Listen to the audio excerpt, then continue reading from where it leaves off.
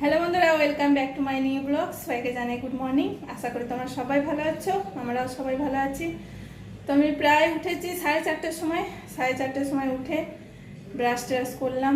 Brush trash করে ঠাকুরের প্রার্থনা করলাম। ঠাকুরের প্রার্থনা করে আমাদের এখানে সামনে এক উপযোজনা কেন্দ্র আছে, ওখানে গিয়েছিলাম। ওইখানে যে ঠাকুরের প্রার্থনা করলাম, প্রার্থনা করে এইমাত্র আমি বাড়িতে এলাম। আর বাড়িতে এসে সকালবেলা তো আমি কোনো কিছু কাজ টাজ করে যেতে পারি না, সময় হয় না।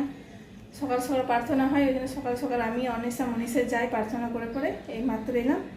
আর এখনও কাপড় ছাড়িনি, দেখো কাপড় পরে আছি। তো এসে পরে এই তো জলগুলো ভরলাম, জল চলে এসছে।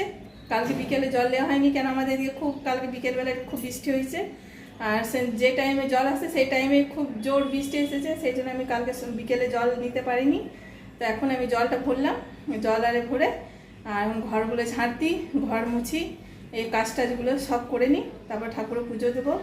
আর কালকে রাত্রিবেলা আমি একটু মটর ভিজেছিলাম, ঘুগনি করব।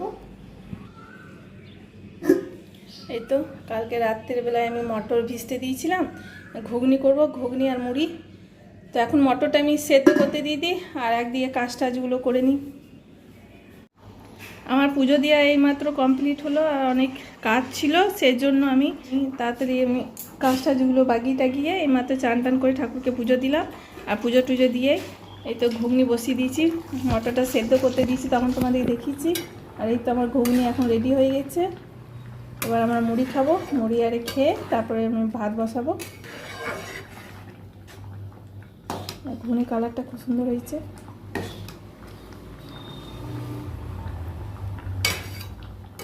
ঘুগনিটা হয়ে গেছে, এবার আমি গ্যাসটা অফ করে দিই।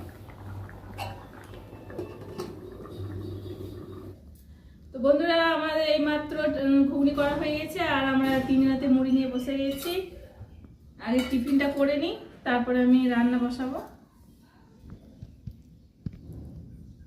আজকে এই পর্যন্তই, দেখা হচ্ছে পরের ভিডিওতে। আমার চ্যানেলে নতুন হলে একটা সাবস্ক্রাইব, লাইক, কমেন্ট, শেয়ার করবে।